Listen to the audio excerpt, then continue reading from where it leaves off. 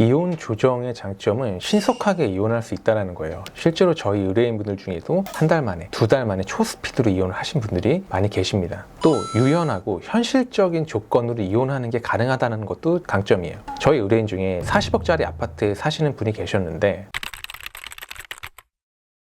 안녕하세요. 이혼법률 베스트셀러 작가, 대한변호사협회 이혼 전문 변호사 조성구 변호사입니다. 배우자와 이혼을 한다라고 하면 그 방법은 이제 세 가지가 있습니다. 협의 이혼으로 이혼할 수도 있고요. 이혼 조정, 이혼 소송, 이제 이렇게 세 가지 방법이 있습니다. 배우자가 이혼에 동의를 하고 위자료, 재산 분할, 양육권, 양육비 문제에 대해서 서로 의견이 100% 일치를 하는 경우, 또는 특별히 뭐 나눌 재산이 없거나 자녀가 없거나 이런 경우라면은 보통 이제 협의 이혼을 해가지고 끝내면 됩니다. 근데 문제는 배우자가 이혼에 동의를 하지 않거나, 아니면 이혼 자체에는 동의를 하지만 위자료, 재산 분할, 양육비 등에 대해서 생각이 조금 다른 경우들이 있어요. 이제 이럴 땐 결국에는 이혼 조정이나 소송으로 이혼을 할 수밖에 없는데요. 일단은 이혼 전문 변호사로서의 제 생각을 말씀을 드리면은, 우선은 조정을 통해서 한번 대화를 시도해 보고 가능하다라면 조정 단계에서 이혼을 하는 것도 괜찮은 방법이라고 생각을 합니다. 그러면은 제가 왜 이제 조정을 추천하는지에 대해서 설명을 드리겠습니다. 일단 이혼 조정이라는 게 무엇인지 간단히 설명을 좀 드릴게요. 이혼 조정이란 말 그대로 이혼에 대해서 조정하는 절차, 즉 이제 합의를 하는 절차입니다. 가사 소송에 있어서는 조정 전치주의라는 게 있어요. 소송으로 가기 전에 한 번쯤은 조정을 통해서 당사자들끼리 한번 얘기를 나눠봐라, 이제 이런 거를 이제 권고하는 거라고 볼 수가 있습니다.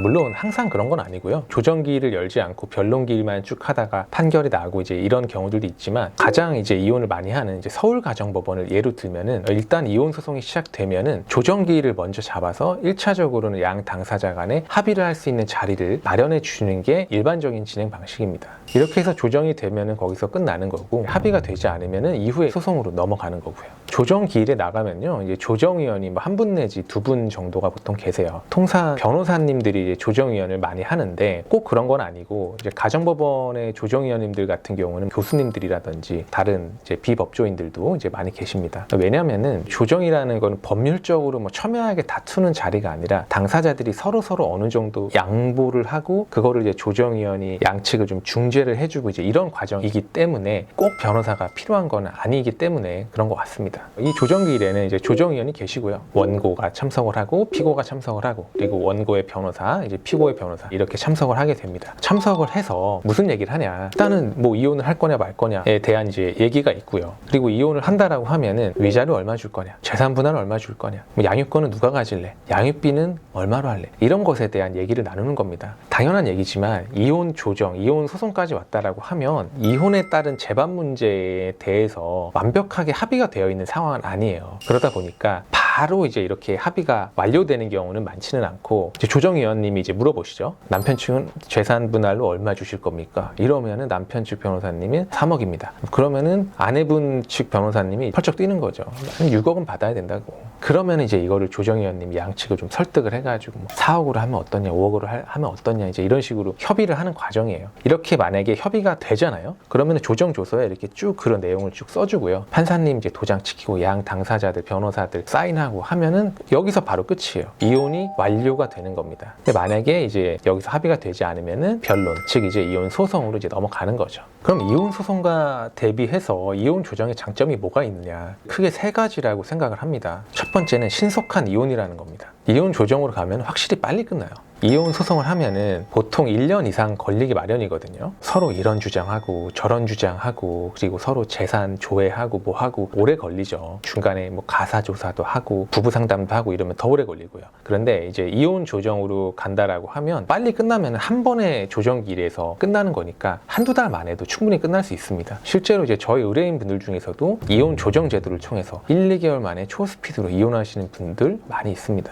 제가 이제 얼마 전에 했던 건데, 이혼을 빨리빨리 하고 싶은 의뢰인분이 있었어요. 이혼을 빨리 해야 되는 이유가 있었는데, 이분은 유리한 조건으로 하는 것도 이제 물론 중요하지만 빨리빨리 이혼하는 게 가장 중요했어요. 근데 이제 그 상황에서 남편분이었는데 이혼에 대해서 동의를 해주지 않는 상황이었어요. 그래서 일단은 저희가 이혼 조정을 통해서 이혼을 하자라고 하고 조정 신청을 했고, 남편과 이제 남편 변호사님이 이제 조정기일에 나왔어요. 근데 저희는 이제 최대한 설득을 해서 재산분할 어느 정도는 양보를 한다, 이제 이런 스탠스를 쭉 보이면서 어떻게든지 남편을 설득을 했고 결국에는 이혼을 했습니다. 이게 조정 기일이 2개월 뒤쯤으로 잡혔거든요. 그래서 2개월 만에 바로 이혼을 하게 된 그런 케이스가 있었습니다. 이혼 조정의 장점 두 번째는 유연하고 현실적인 조건으로 이혼을 할 수 있다는 겁니다. 판결이 아니라 합의이기 때문에 조정의 내용에 특별한 제약은 없어요. 맹간한 거는 다 들어갈 수 있다고 보시면 돼요. 예전에 제가 했던 사건인데 저희 의뢰인이 남편분이었어요. 근데 이제 이분이 40억 정도 되는 아파트에 살고 있었어요. 굉장히 큰 부자가 아니냐 이렇게 생각하실 수도 있는데 사실 그렇진 않았고요. 예전부터 갖고 있던 아파트였는데 이게 재건축이 되고 가격이 40억이 된 거였고 이거 외에 다른 재산은 하나도 없었어요. 이 상황에서 아내분이 이혼 소송을 제기를 해서 이 아파트가 40억 원이니까 그 절반인 50%인 약 20억 원을 달라라고 이제 소송을 제기를 했습니다. 이 남편분은 50%는 좀 과하지만 한 30에서 40% 정도는 주고 빨리 이혼을 마무리를 짓고 싶었어요. 근데 문제는 이분에게 돈이 하나도 없었다라는 거예요. 이게 40억 원에 30%만 잡아도 12억 원인데 이분에게는 12억 원이 아니라 1200만 원도 없었다는 겁니다. 그래서 결국 아파트를 팔거나 아니면 아파트를 담보로 대출을 받아가지고 아내에게 재산분할금을 지급할 수밖에 없는 상황이었는데 아파트가 빨리빨리 잘 거래가 되지도 않았었고 그때 당시 때는 생활안정자금 대출이 이제 막혀 있었어요. 결국에는 이거 합의로 해가지고 해결할 수밖에 없겠다라고 하고 법원에다가 조정 회부를 요청을 했습니다. 제가 이제 조정기일에 나가서 얘기를 했어요. 지금 아내분께서 20억 원을 주장하고 계신데 이제 이거는 사실은 좀 과다한 거고 여러 가지 기여도나 이런 면을 봤을 때 한 30% 정도가 적정할 것 같다. 이에 30%인 12억 원을 드리고 싶은데 문제는 이분이 돈이 없다. 돈이 없는 거는 아내분도 알고 계시지 않느냐. 제가 물어봤어요. 그러니까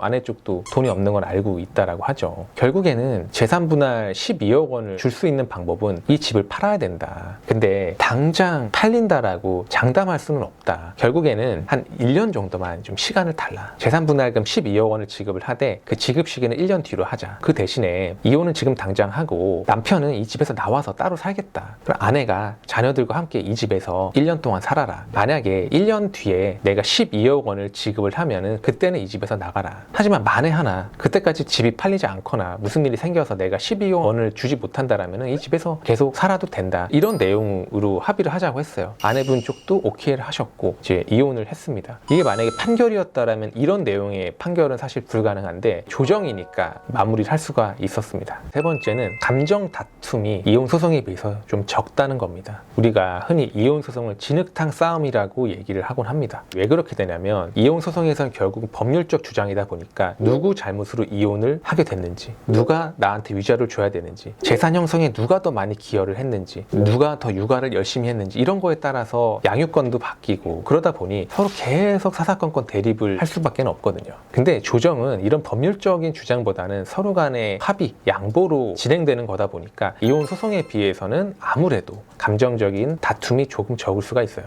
제가 예전에 진행했던 이혼 사건에서 조정 자리에서 그 판사님이 이런 말씀을 하시더라고요. 잘 만나는 것만큼이나 잘 헤어지는 것도 중요합니다. 결혼하는 것만큼이나 이혼하는 것도 중요합니다. 이제 이런 얘기를 하신 거예요. 근데 이 얘기를 왜 판사님이 하셨냐면 그 당시 남편과 아내가 위자료와 재산 분할 문제를 놓고 되게 첨예하게 다툼을 벌이고 있었어요. 이 다툼이 상당히 장기화됐고 지치기도 하고 근데 남편과 아내가 서로 이렇게 치고받고 싸우고 있지만 공통점은 7살짜리 딸을 매우 사랑한다는 거였는데요. 그래서 판사님이 이런 얘기를 하는 거예요. 결국 이혼을 하고 딸을 만약에 아내가 양육을 한다 손 치더라도 이 남편 쪽에서 딸의 면접 교섭을 하기 위해서 연락을 하고 서로 간에 소통을 해야 되잖아요. 근데 두 사람이 위자료 한 푼, 재산 분할 몇 푼 갖다가 끝까지 싸워서 감정적인 앙금이 남아있는 상태로 이혼을 하게 된다면은 이혼 후에 소통도 안 될 것이 분명하고 이 피해는 딸이 받을 수도 있는 거다. 이제 이런 말씀을 하셨던 거예요. 그래서 이제 서로 어느 정도 선에서 양보를 하고 마무리를 하면은 좋지 않겠느냐 이제 이런 얘기였고 저도 저희 의뢰인을 설득하고 상대방 변호사님도 이쪽을 설득해서 서로 양보를 한 조건으로 이혼을 하게 된 그런 사례가 생각이 납니다. 그만큼 이제 이혼 조정은 이혼 소송에 비해서는 부부간의 감정적인 소모가 좀 적을 수 있다. 이런 장점이 확실히 있긴 있습니다. 그래서 이제 이혼 조정을 권유하는 그런 경우들이 있어요. 빨리 이혼하고 싶으신 경우, 유연하고 현실적인 조건으로 이혼을 하고 싶으신 경우, 배우자의 감정적인 다툼을 좀 최소화하고 싶으신 경우, 특히나 자녀가 있는 경우죠. 근데 이제 반대로 이혼 조정으로 해결이 어렵고 이혼 소송을 통해서 해결할 수밖에 없는 경우도 있긴 있어요. 첫 번째는 배우자가 이혼에 대한 의사가 정말 아예 없는 경우예요. 물론 조정 기일에 나가서 배우자를 설득해서 이혼하자라고 할 수도 있죠. 근데 그 의지가 너무 강해서 어떤 이유에서든지 죽어도 못한다라는 배우자가 있다라면은 조정을 해봤자 결렬될 가능성이 매우 높겠죠. 이런 사안이라면은 이혼 소송으로 가는 거를 생각하는 게 확실히 낫다. 이제 이런 말씀을 드리고 싶습니다. 그리고 이제 두 번째는 이혼에 대한 조건 차이가 너무 큰 경우예요. 남편은 5억 원을 주기를 원하는데 아내는 20억 원을 받기를 원해요. 이거 솔직히 조절하기가 너무 힘들잖아요. 그리고 꼭 돈만이 아니라 자녀 양육권 같은 경우, 남편도 아이를 키우겠다, 아내도 아이를 키우겠다, 둘이 이렇게 생각하고 있으면 이게 사실 조정이 될 리가 되게 만무하거든요. 이런 경우에는 어쩔 수 없이 소송을 통해서 판결까지 갈 수밖에 없다, 이렇게 생각을 합니다. 네, 오늘은 이혼 조정이 갖고 있는 장점, 필요한 사례들을 이제 말씀을 드렸는데요. 일단 이혼 소송까지 이르렀다면 배우자와 이제 갈등이 있고 다툼이 있겠지만 잘 헤어지는 것도 중요한 것이니만큼 이혼 조정을 통해 가능하면 원만하게 헤어지는 것도 좋은 방법이라고 생각을 합니다. 다만 이 말씀은 제가 꼭 드리고 싶어요. 조정을 하는 게 좋다라고 해가지고 어떤 조건으로든 무조건 조정하는 게 좋다, 이런 말은 절대 아닙니다. 일단 조정을 하기 위해서는요, 판결로 갔을 때 대략적인 결과를 미리 예측을 해야 돼요. 그리고 이 결과값을 바탕으로 배우자와 협의를 해가지고 내 입장에서 충분히 납득할 수 있을 만한 조정 조건으로 합의하는 게 중요합니다. 그럼 결국에는 대략적인 결과를 예측을 해야 되기 때문에 변호사와 충분히 법률적인 의논을 해야겠고요. 그런 다음에 어느 정도 가이드라인을 만들어서 이제 조정 자리에 들어가는 게 중요하겠죠. 좋은 게 좋은 거다라고 해가지고 배우자가 제시하는 터무니없는 조건에 그냥 오케이를 해가지고 사인을 한다라면은 원만하게 이혼하는 게 아니라 그냥 허갱이 되는 거에 불과하니까요. 이런 점은 꼭 명심을 하시고 이혼 조정, 이혼 소송과 관련해서 변호사의 도움이 필요하시다면 제게 연락을 주시면 친절히 도움을 드리겠습니다. 지금까지 이혼 전문 조성구 변호사였습니다. 감사합니다.